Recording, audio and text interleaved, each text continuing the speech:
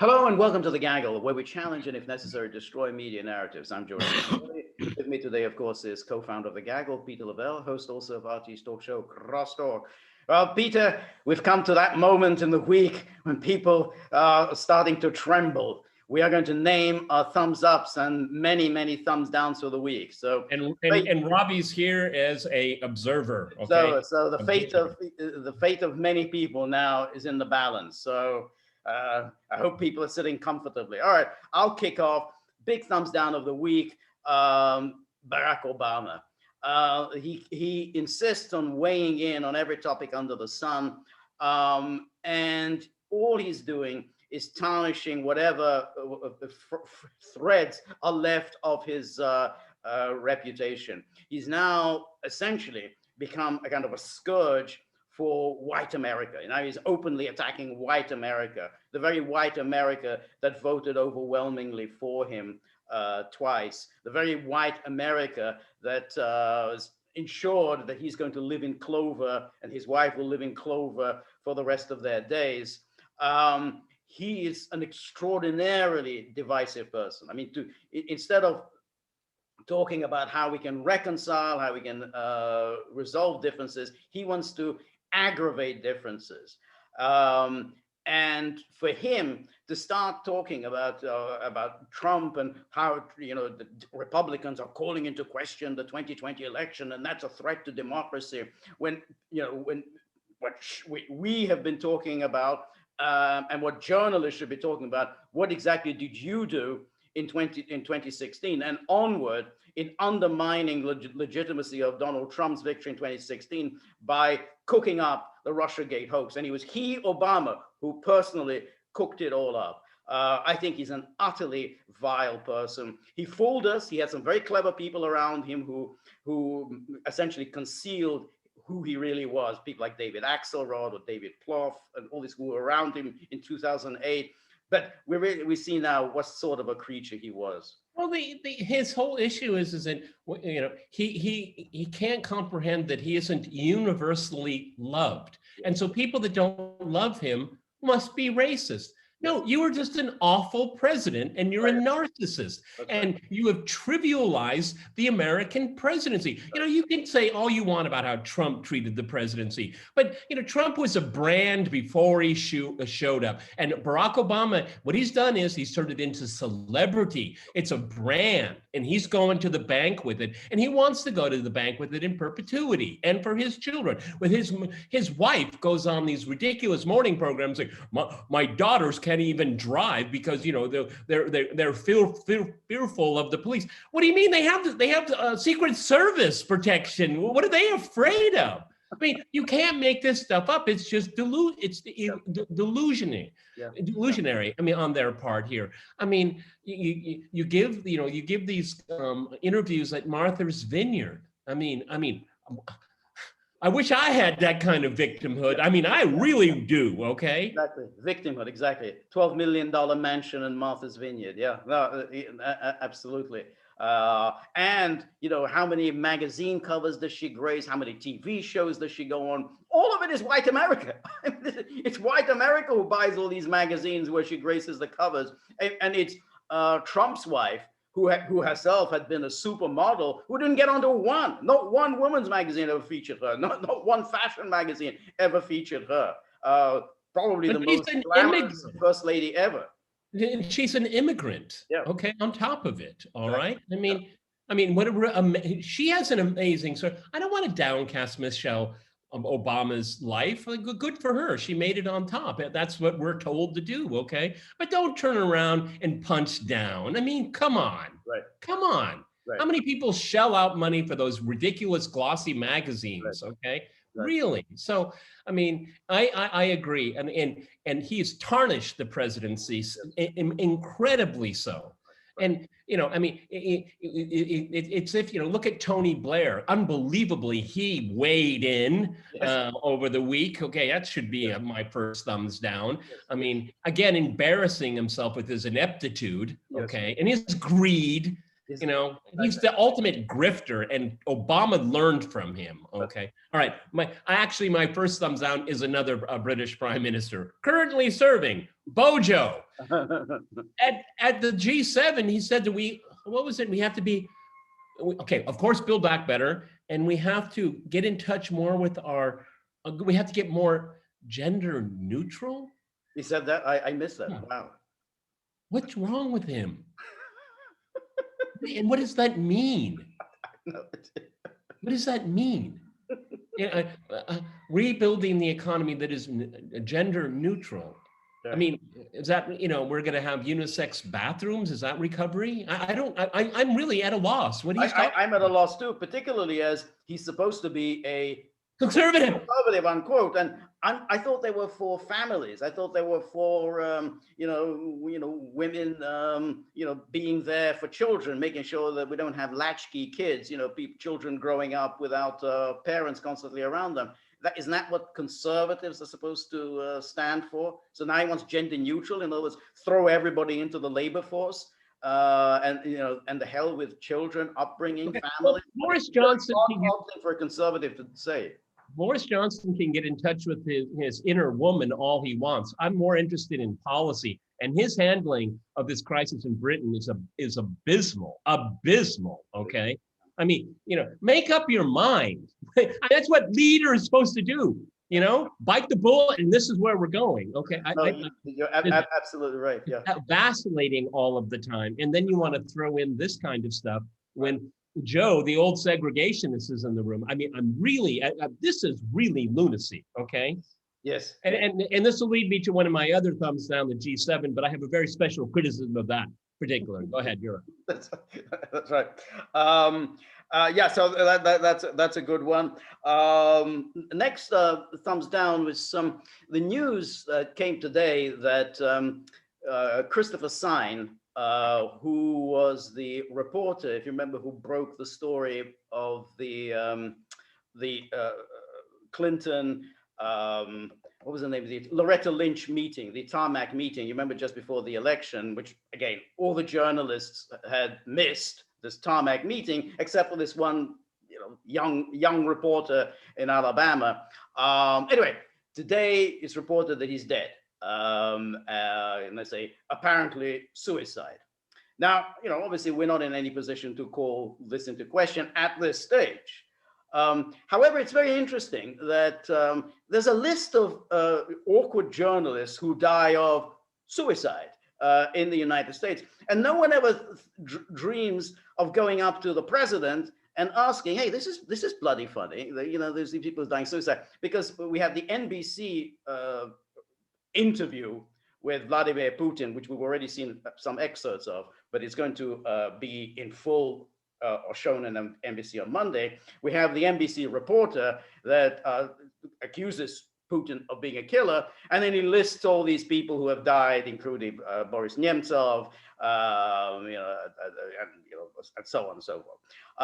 The point is, anytime you can compile a list of people over 2 decades, you can compile a list of people who have died in violent or in strange circumstances and say, "Yep, you killed all these people." How about if we do the same thing in the United States? Remember that guy who wrote that book about George W. Bush, J.J. Hatfield, who claimed that basically he was on cocaine charges and his father got him off? He died of suicide as well. Remember Gary Webb, who wrote The Exposure of the CIA crack cocaine connection? Suicide. Michael Hastings, the Rolling Stone reporter, who would be turned really harshly against the Obama administration and its war against the press. Car crash.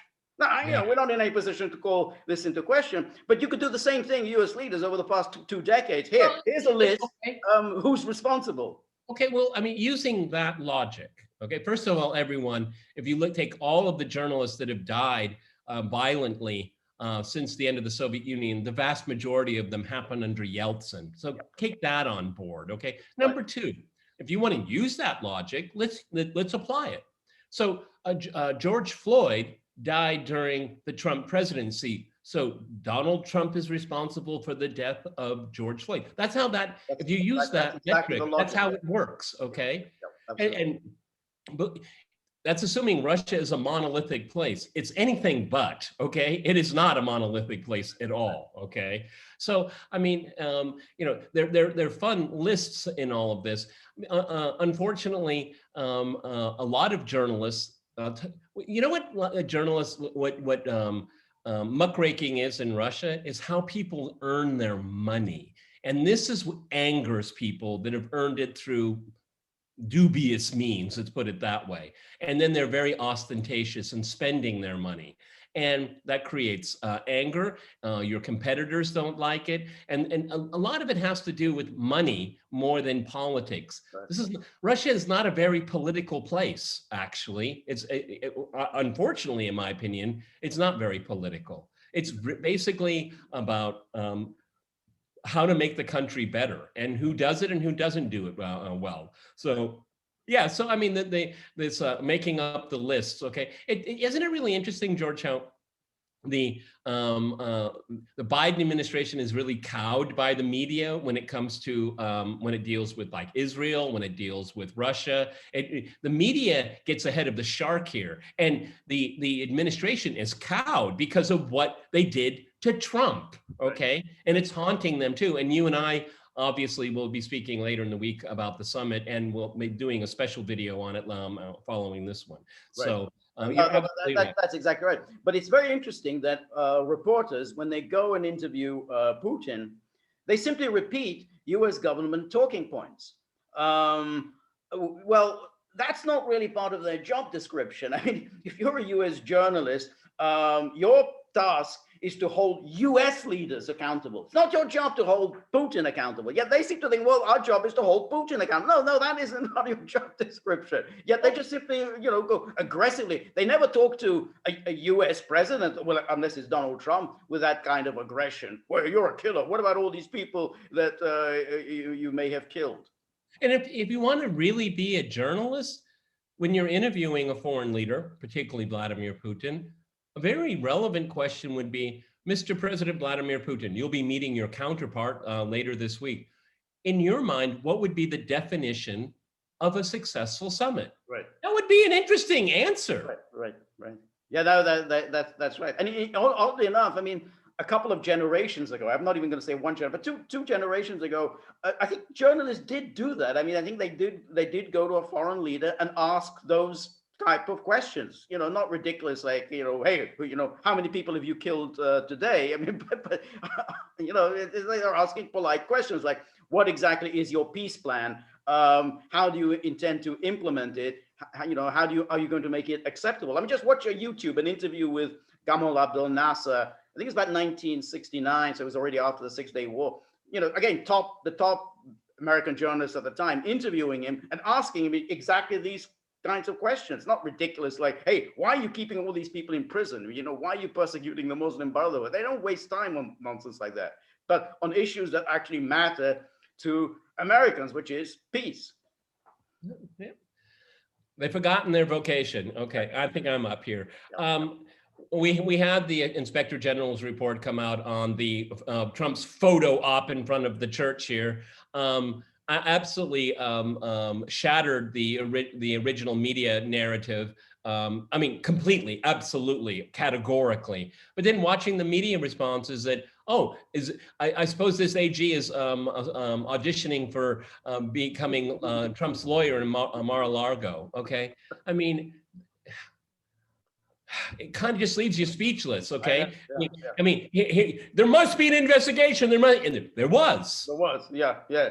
And here's the result. It's like the Mueller report. Here's your report. Yeah. So, well, we're not happy with the report, so we're going to impeach him anyway. So yeah. No, that's right. And of course, again, and that's in a long list of fake stories that the media pretend never really happened. I mean, we'll talk about the Russia bounties, which often it still gets repeated about the Russian bounties. And then you have the one about Brian Sicknick, the Capitol police officer who died, a couple of days after January the 6th. He was supposedly he had his head bashed in by crazed Trump supporters with a fire extinguisher.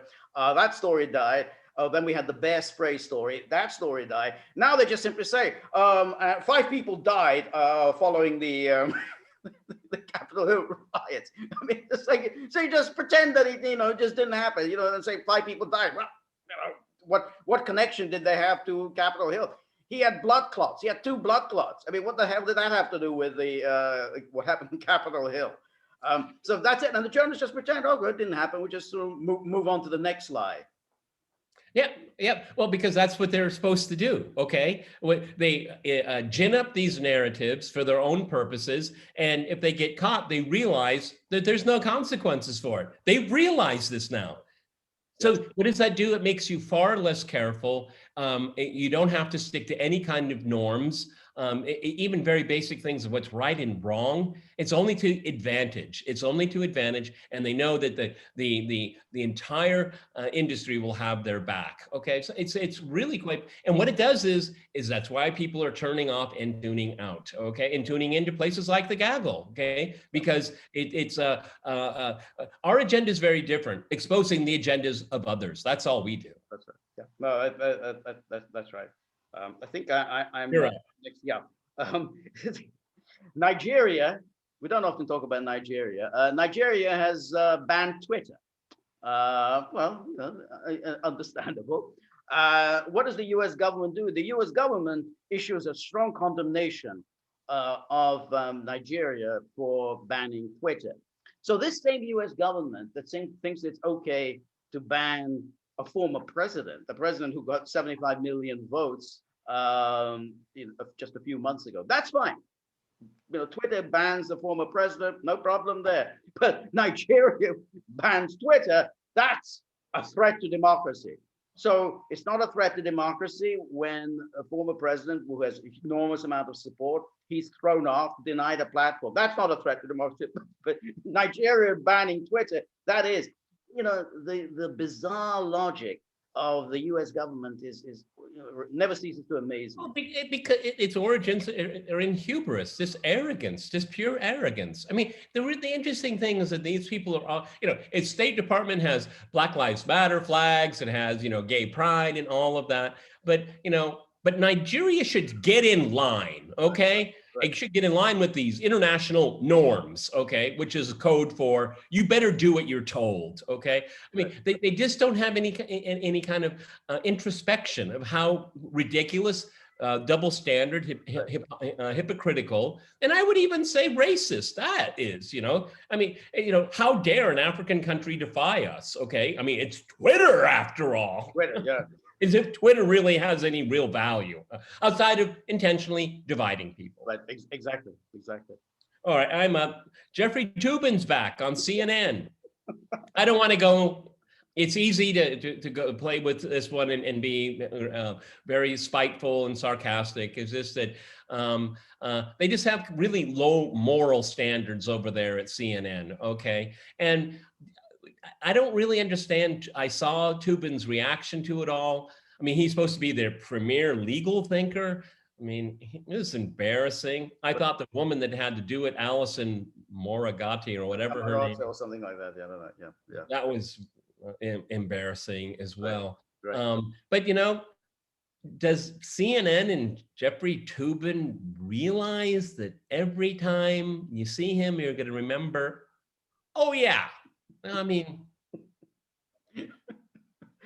it is pretty solid. I mean, the point about it, I mean, look, people make mistakes, and there's always a chance to rehabilitate yourself in life. You can always be forgiven for sins and so on.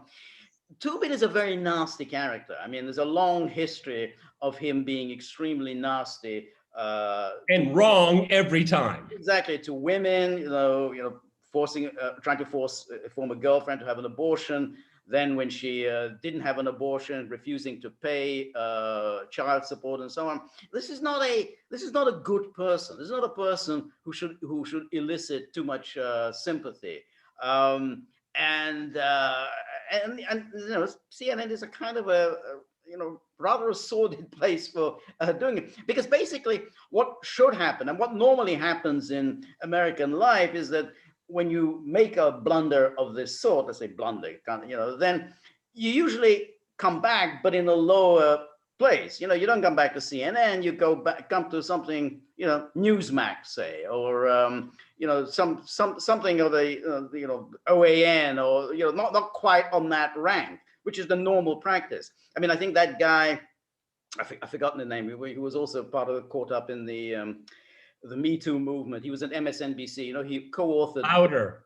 Yeah, he co-authored with Heilman, and he co-authored these books about elections. Mark something or other. I can't remember his name. Anyway, he was kicked out of MSNBC after all these women came forward and accusing him. So he's now a Newsmax. He's their political analyst. Well, that's the way it works. You usually go down a bit after, but so it's inappropriate for Toobin to go back to his old position. I mean, I think you have to take your lumps and take your punishment. You move down in the ranks of media outlets. Yeah, but it just shows what's important to CNN, because he is such a nasty character in every single way, that he's just too valuable in their arsenal for them. Right. And they're willing to overlook. I don't think there are very few people of that level that would make that transition back in power, because that's exactly what it is. So it shows what's important to them, right. Not the moral fortitude of someone, but the kind of political damage that they can wrought on the airs. And that's exactly what he does. Look at Russiagate. Zero. He got it right 0% of the time. Yes, exactly. Look at Jonathan Turley as a juxtaposition. Yes. This guy's, he's got a sterling record. Okay. Yes. Yeah, no, that's right.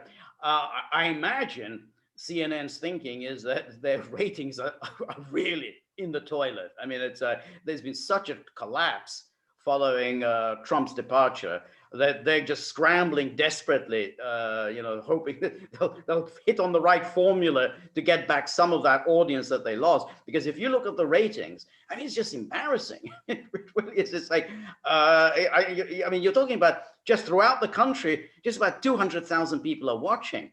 And when you think of all the airports and all the office lounge areas that it's on all the time, that means no one's watching pretty much in the country. I mean, those shocking numbers.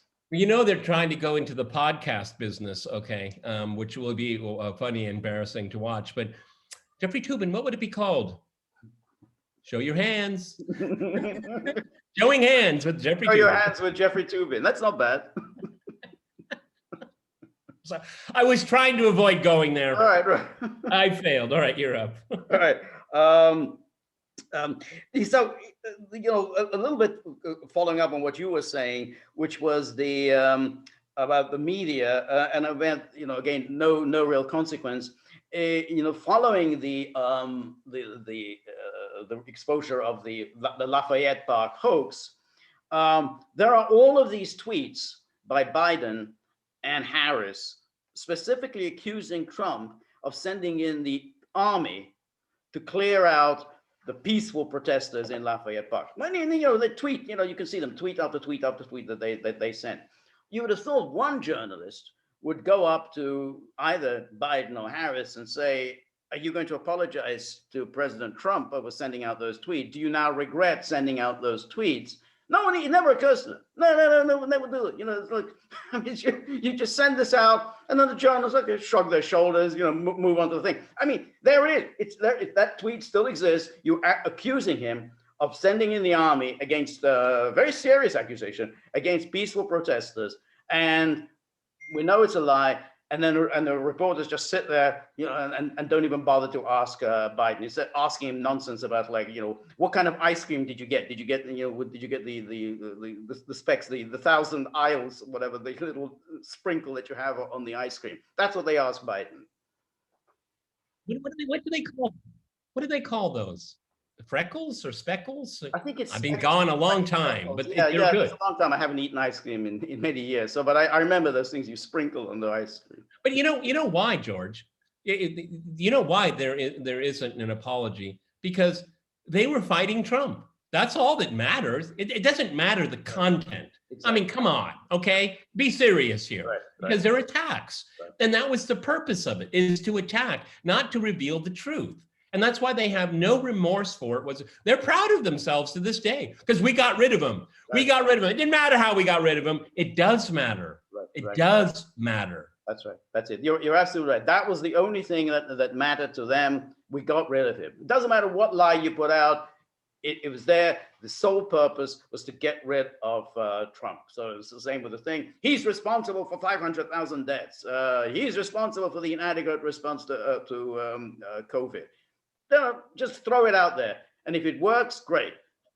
Yes, but that empowers Fox News to say this, not the same, but different ridiculous things about the Biden administration, and because it's been legitimized. The news business has legitimized it, okay? I find it abhorrent, and I want everyone to understand it. When I listen to some things on Hannity and Laura, Judge Janine, oh my God, it drives me up the wall because it is just as divisive, okay? Because you're just trying to score political points, and it doesn't, two mistakes, two wrongs don't make a right. And this is what they're saying. Well, you guys can do it. We can do it too. It's just impoverishing the public sphere really terribly. And it started with people that won't come to terms with their egregious errors in trying to get rid of Donald Trump. Right.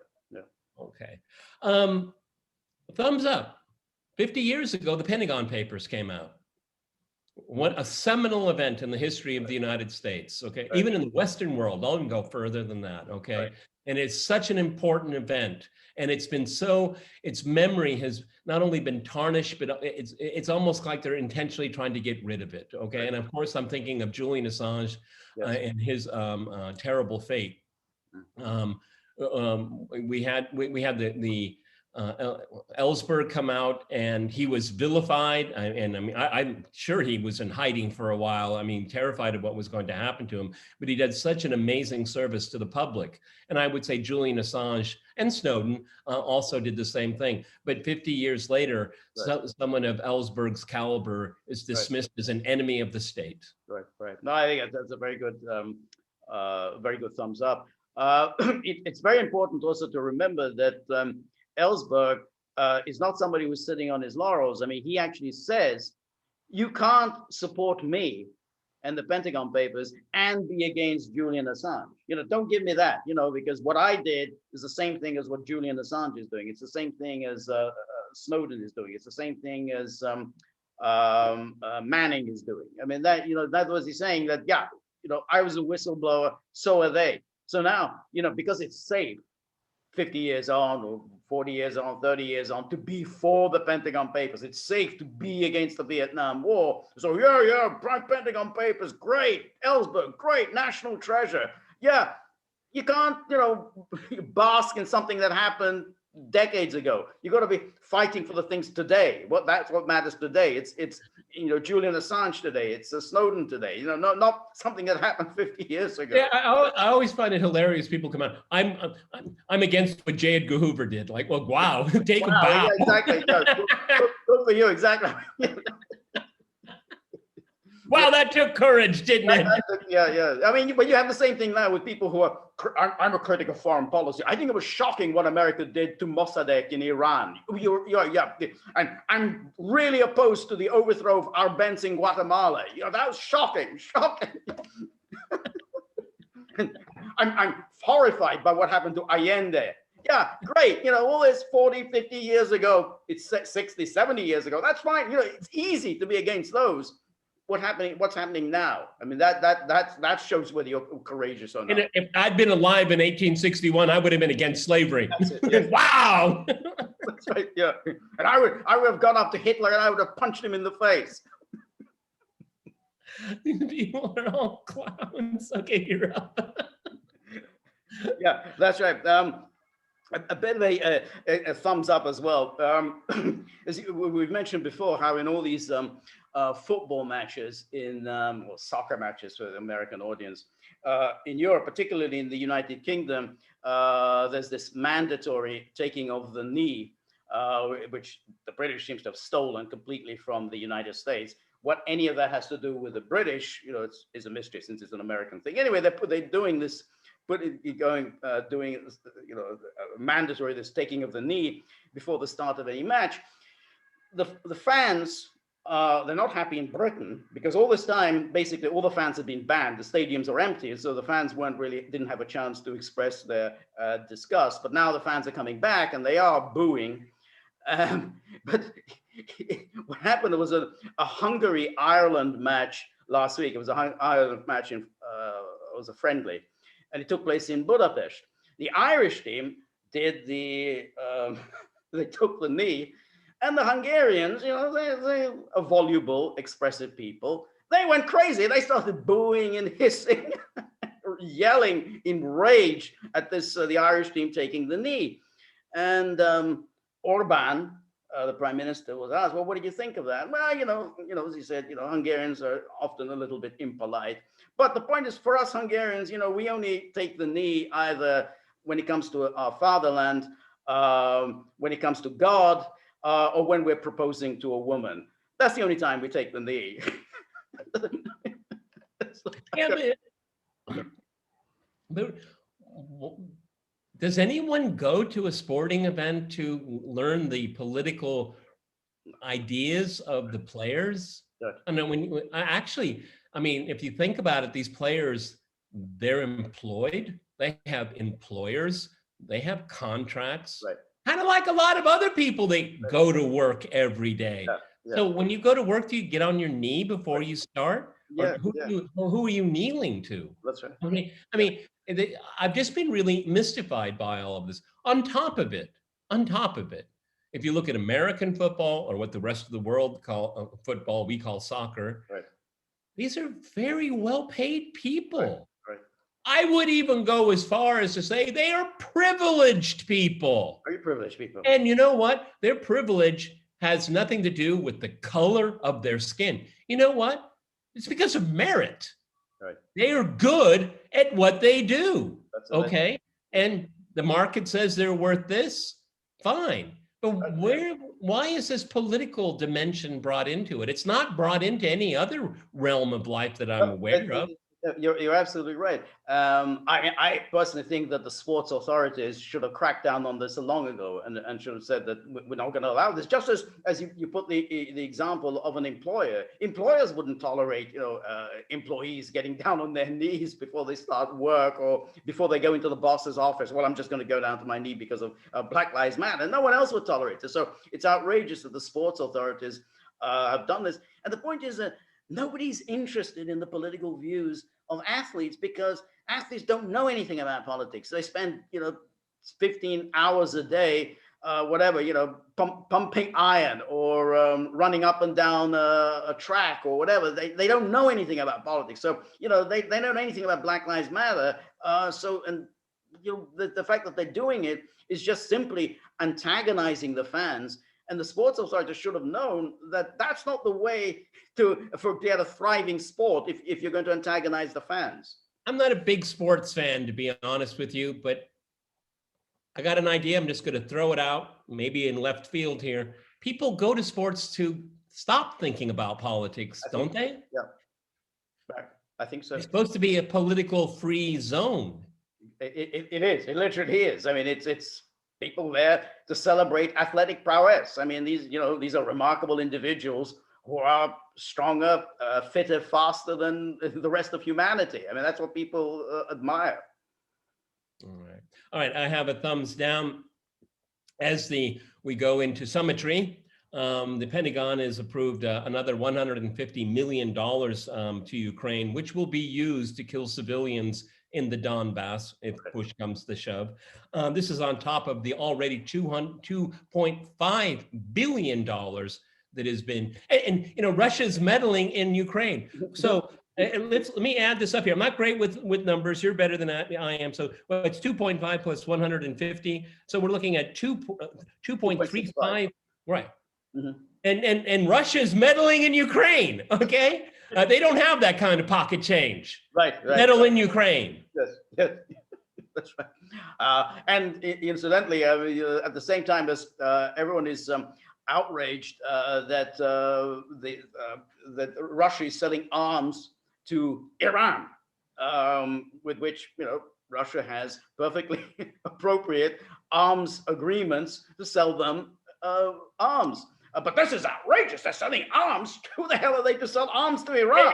It was like on Fox over the week. Iran is selling ships to Venezuela. It's the end of the world. Get the Security Council involved. It's two sovereign countries. They're buying and selling. I mean, what about free trade? I mean, they just the alarm bells that were going off. I mean, it was, everyone's veins in their throat, they're, oh my God. Right. No, that's right. And remember, there are no UN Security Council sanctions against Iran. There aren't any against Venezuela. Therefore, it is completely legal. And the Russians are they're big sticklers for legalities. Because at the time there was sanctions against Iran, they didn't sell Iran weaponry, but those sanctions have gone ever since the JCPOA. So for anyone to start getting indignant, it's absurd. I mean, that's perfectly legitimate to sell arms to Iran, but it is gone. Well, it's fine if we do it to Ukraine. No problem there. But how dare you sell anything to Iran? It's such a remarkable example of how international law is not ever invoked in American media.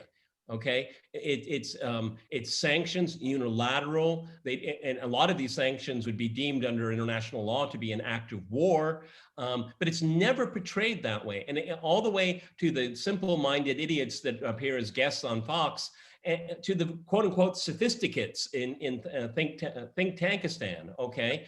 The international law is just simply not considered, though international law is applied to everyone you don't like. That's right. As we were talking about a moment ago, apropos of Crimea, suddenly international law rears its ugly head. It's international law, it's a violation of international law. It isn't. Yeah, but I mean, they always invoke that. Let's bring up international law. It's really interesting, okay? Because they have such certainties. But if you just dig a little deeper, those certainties are ephemeral. I mean, really? Well, what about this? And then what about that? And it gets down to a chicken and an egg, okay? All of the time. Particularly when you invoke it when you don't know what you're talking about, okay? And when they invoke it, ding, ding, ding, ding, means they don't know what they're talking about. It's really obvious every single time. Okay, right. It happens that way. That's right. Yeah, no, you're right. So my next thumbs down is Ukraine is proposing some kind of legislation identifying the indigenous peoples of Ukraine. And apparently the Russians are not an indigenous people in Ukraine. All of this is kind of thoroughly bizarre, but they're saying, okay, Russians, they're not indigenous people. Hungarians, they're not indigenous people. Romanians, they're not indigenous people. so it's kind of, again, an amazing thing. Ukraine is passing this legislation. You think, shouldn't its Western backers be a little troubled by any country adopting this legislation, listing indigenous people, who deserves to be called a Ukrainian, who doesn't? But apparently, that's Ukraine just has a blank check, like all of the, everyone else, like the fascists in Croatia and the fascists in Ukraine. Good. So long as we can use you against Russia, we don't care what the hell you do inside your country. Well, I think if you want to invoke science here, look at the genetic code of the average Russian and the average Ukrainian. Can you tell me what the difference is? Right. Yeah. I mean, there isn't one. Exactly. But I mean, this is ethno-nationalism, yes, is what it is. I thought we learned the hard way in the 20th century to never go down that path again, ever, okay? And then we saw it with the breakup of Yugoslavia, where the West invoked ethno-nationalism to pursue their goals of breaking up that state, okay? It comes from the same people all of the time, okay? I think there's something like 180 different nationalities in Russia. It's a huge number, okay? They're all Russians. That's it, yeah. Okay? Yeah, it's just amazing that doing this, And it's very hard even to get any kind of Western reports about this. I mean, we only found out because Putin was actually asked about this, and he's saying, this is the stupidest thing I've ever heard.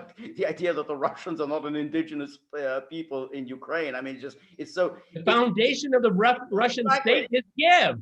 Yeah, exactly. I mean, everyone knows this about Russia, and to say the Russians are not an indigenous people is just it's so loony. But again, it's kind of looniness that the West is just happy to go along with. Oh well, it's anti-Russian. Great, you're with us. You're part of the transatlantic community. We need to get you into the transatlantic institutions. Well, what were the tribes that were in the British Isles before the Saxons? Okay, so I mean, they're not indigenous. Okay, so who's left? Right. Yeah. Right. All right, I have a thumbs up, but a tepid thumbs up here. We have some bipartisan support in Congress, in the House of Representatives and in the Senate for legislation going after Amazon, Apple, Facebook, Google, as far as a antitrust thrust. I started looking into the details of it. It's kind of a soft touch at this point. Too many people in Congress have their pockets stuffed with money from these people here. The tepid thumbs up is that it's on the agenda, okay? Basically what they're looking at is that it's more anti-competition. It's not really going after to breaking them up, but making sure that they cannot continue their drive of act. What else can you acquire? I mean, that makes any meaningful difference? Right. I mean, that's what I found astounding. Okay, when you look at market shares for all the different categories, it is so overwhelming. So they increased their market share by 0.1%. Oh, mission accomplished. We stopped that. So this is hopefully just the first a draft. We need to get serious about it because the lights are going out, folks. They're going out all over the place. Right. No, that's a very. We're watching it in real time. Yeah, that's a very good point because I saw that guy, the Republican congressman who sponsored this legislation. He was interviewed by Tucker Carlson. I think Tucker Carlson said, okay, so is the plan to break up Google? Well, no, I don't think the government should be involved in breaking up private corporations and any blah, blah, blah, antitrust. And I think Tucker really wasn't terribly impressed by that. I mean, I think, either you're going to break these companies up or you're not. I mean, the idea, well, antitrust is. Yeah, exactly. There's a 100-year tradition of breaking up companies. Exactly. And it's just outrageous. I mean, you got the Facebook should be able to have Facebook, Instagram, WhatsApp. I mean, it's all of it should just be broken up. I mean, they have such a monopoly, and we could see what they did. Remember with Parler, how they acted towards Parler, because that was a critical moment, because Twitter threw Trump off, and everyone knew, well, the next step is Trump is going to join Parler. And then when Trump joins Parler, of course, millions of people are going to join Parler. Boom, all these companies banded together to destroy Parler, and they succeeded. Now that is a classic. I mean, you cannot allow anything like that to happen. And after all the talk, well, if you don't like private companies, set up your own company, set up your own messaging service and your own chat service. Well, we did, and then you set out to destroy it because you didn't like the competition. Yeah, because Amazon controls the entire infrastructure. Okay. Right. Yeah. No, exactly. I mean, we're going to keep an eye on it. I mean, like I said, a tepid thumbs up. There's movement in the right direction. I just don't know if they have the fire in the belly, because they're all paid off. Enormous amounts of money. I mean, these people have millions as just pocket change, and all these politicians are on their payroll. So they have a politician who suddenly sounds nasty about big tech. They buy him off, and he suddenly disappears. There was that guy Mike Lee of Utah who was supposedly the scourge of Silicon Valley, and then vanished. And so, well, why has he vanished? Well, because he started getting lots of money from Silicon Valley. So, it requires some serious courage on the part of the politicians, and I don't see that. Yeah, that's one thing. I don't think of courage when I think of politicians. I don't think so. I wonder why. Don't have anything else. Um, I think I'm done, to be honest. Okay, we'll have another thumbs down. It's called the G7. Okay, what a pathetic display of leadership, lack of leadership. Okay, they come together because they want to solve the world's problems. Well, these 7 countries create most of the problems. They create. Look at the income differential. These are the countries. If I get my numbers right, control. 50% of the world's wealth, but they only contribute 30% of its production. What does that mean? It's financialized, okay?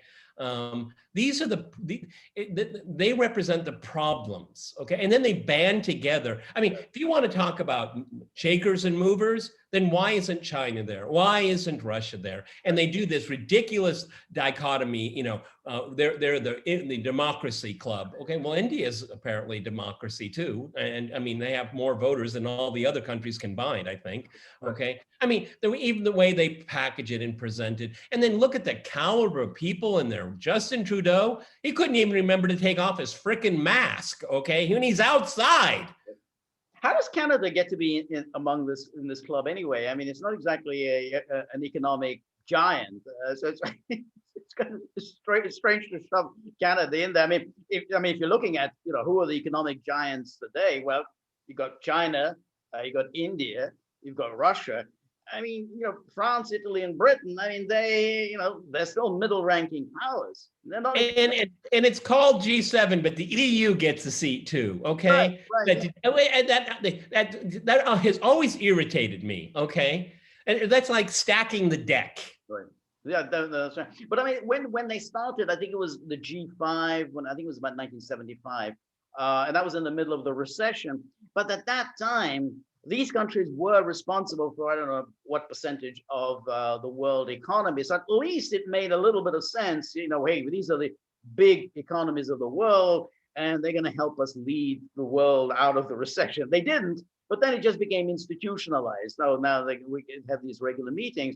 But now, they're not responsible. I think they're responsible for about 40% of the world economy. At that time, it was something like 70 or 80% of the world economy. So it's becoming less and less justifiable for this little club to get together, as if somehow they still rule the world.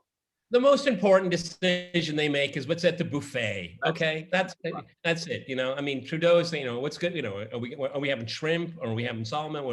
Maybe there'll be a little bit of caviar there. Okay, right. I mean, he has a second to take off his mask while he's eating. I don't know. Okay, but I mean, my point is that it's much to do about nothing. And also it is a affront to a changing world, that these countries still are the masters of the universe. Really? Okay. They're not, and they've been meeting for decades. And what have they solved? Zip. But the media, the liberal media, the professional managerial class say, these are the shakers and movers. They're going to move the globe in the right direction. There's no evidence of that whatsoever, ever. No, there is. They just sort of batten onto whatever the latest issue going, so climate change, that's a good one, always gone on climate change.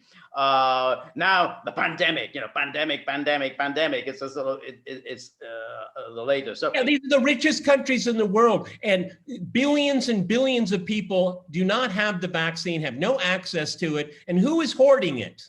Good. Who? For money. Okay, so if they're the beacon of humanity, why don't you share the wealth just this one time? It's disgusting. Right. Okay. Any more thumbs ups and thumbs downs? I think I'm a spent force at this point. All right. Thank you, Peter. So some people can rest easy, and some people need to up their game. But we will be back next week with our thumbs ups and thumbs downs. Look at that. There's Buddy.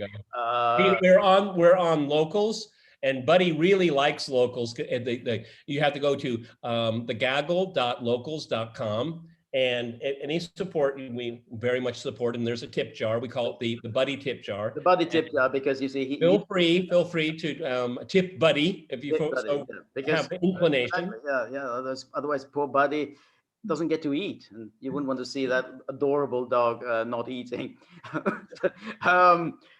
We're also on Rumble. Look us up on Rumble. And remember, if you like the Gaggle, like, share, and subscribe. See you soon. Bye.